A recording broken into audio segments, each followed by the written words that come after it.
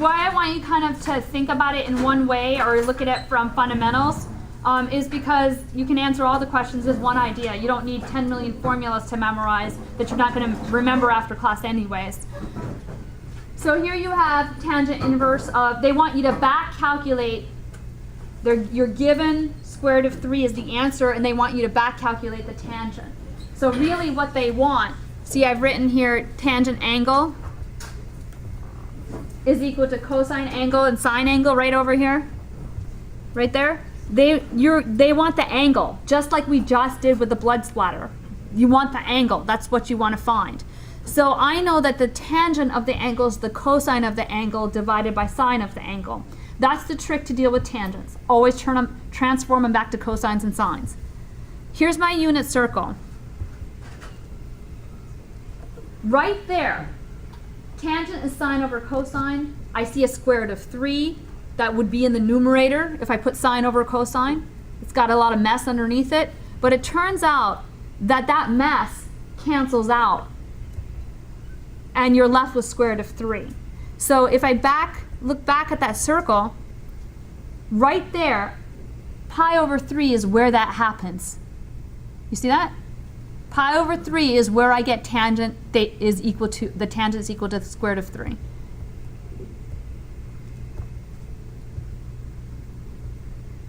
So the answer is pi over 3. I'm back calculating, I'm given the answer and I'm asked to back calculate the angle. And you do that with tangent inverse. On your TIs, do you have tangent inverse on it? Tan with a -1. Yeah, good. So if you're asked to do this using actual numbers, you take the answer that they gave you and tangent inverse it. And it'll give you the answer.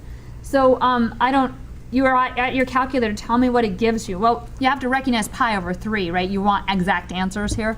So you can actually put square root of 3, keep it in radian mode for this, not degree, and do tangent inverse of square root of 3.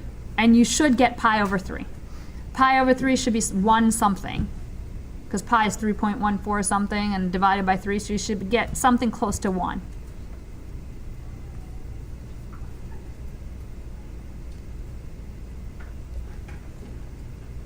For the longest time, I used to do all of these on the calculator.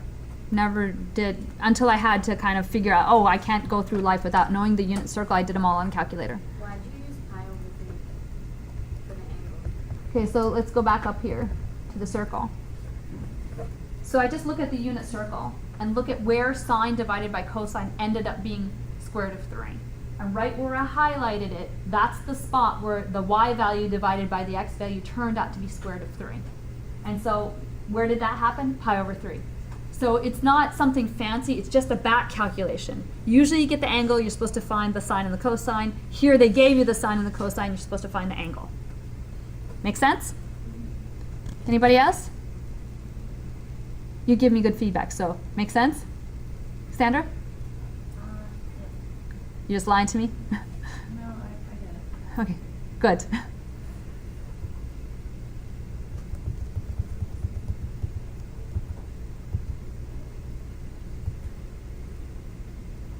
All right, so I'm going to map this out in steps. So if you didn't have a calculator, you should always check your calculator. Why wouldn't you check the calculator? One way you could do this is go actually type cosine inverse of square root of 2 over 2. Do it on your calculator. You should get pi over 4. The problem with doing it on your calculator is hard to recognize what pi over 4 really is, and that's what you got. But if you're good with calculators, you can just say, I think it's about pi over 4. Let me put pi over 4 on my calculator and see if they match up. That's the way to use your calculator to answer all of this. Nothing wrong with that. I managed somehow, and I did this for a very, very long time. If you're going to do it by hand, you want to rephrase the question. Class says we're never gonna not have a calculator. Never not going to have a calculator. But I cannot promise you if you're taking another math class that will be the case, right? And you might be out on the street one day and have to do a blood splatter analysis and not have a calculator. So you have to actually, I'm going to have to actually use the blood to draw a unit circle. It's not going to happen, right? You're always going to have a calculator. I hope. So rephrase the question. What are you doing? You're back calculating. You're given the answer of the cosine. You want that angle. So I'm just rephrasing the question in a way that I can understand it. I'm looking for this. I'm looking for that angle. They gave me the cosine already. Look at the circle to find the angle. Cosine is the x value. So I just go on the circle and look where the x value is what I'm given, minus square root of 2 over 2. And I just highlighted it. Those 2 points right here, oops. Oh, I just want to walk around. These 2 points right here and right down here, the x coordinate is minus square root of 2 over 2. And so that happened at 3 pi over 4 and 5 pi over 4.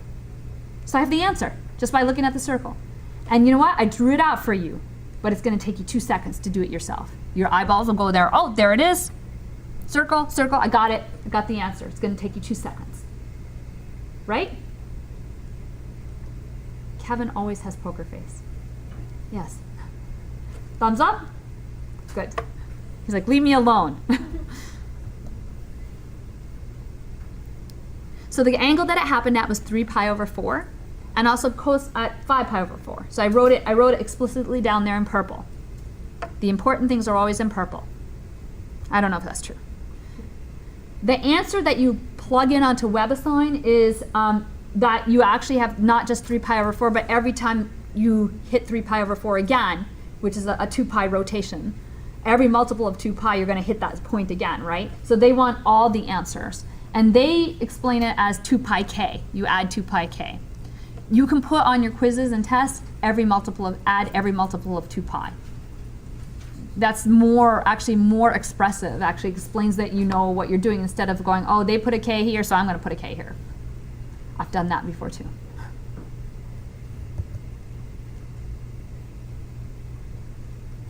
I just rephrased the answer so it makes clear sense. The answer is 3 pi over 4 plus all multiples of 2 pi and 5 pi over 4 plus all multiples of 2 pi.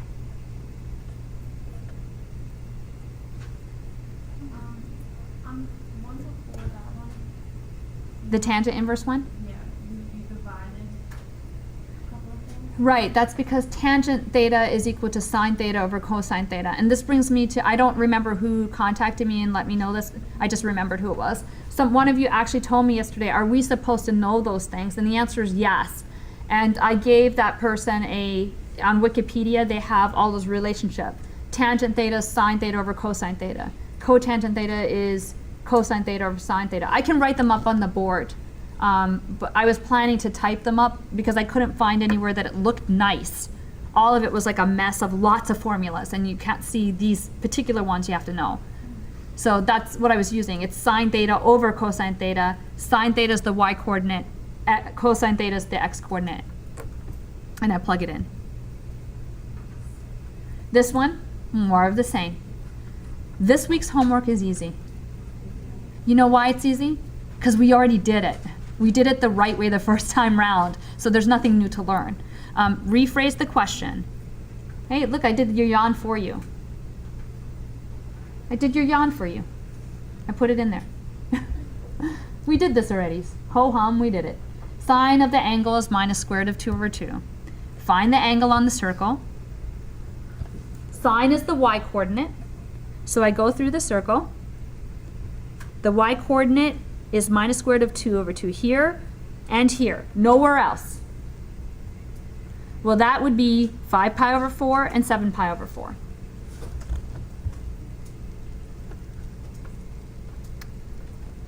So I'm speeding up because I got it. You got it? You know how you got like 5 pi over 4? How is it that you get those coordinates? Remember the day I showed you how to build the unit circle? Yeah. Yeah, that's how you get it.